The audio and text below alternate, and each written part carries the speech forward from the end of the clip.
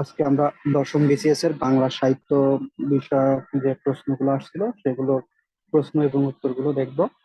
যাই হোক, আমরা সময় নষ্ট না করে শুরু করে দিই। আমাদের প্রথম প্রশ্ন আমাদের প্রথম প্রশ্নটা আগে দেখে নিই। প্রথম প্রশ্ন ছিল কবর নাটকটির লেখক। আসলে কবর নাটকটির লেখক এখানে অপশন ছিল জসিমউদ্দিন, নজরুল ইসলাম, মুনীর চৌধুরী, দ্বিজেন্দ্রলাল রায়। এটা সঠিক উত্তর মুনীর চৌধুরী। ওকে। বাংলায় টি.এস. এলিয়টের কবিতার প্রথম অনুবাদক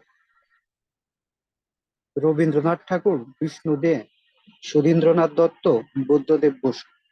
সঠিক উত্তর রবীন্দ্রনাথ ঠাকুর।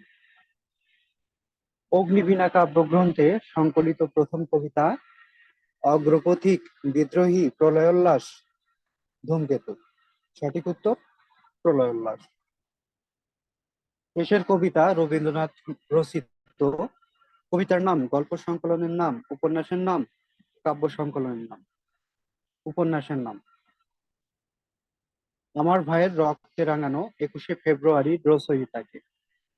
শামসুর রহমান, আলতাফ মাহমুদ, হাসান হাফিজুর রহমান, আব্দুল গাফফার চৌধুরী। আব্দুল গাফফার চৌধুরী। বাংলায় কোরআন শরীফের প্রথম অনুবাদক কে?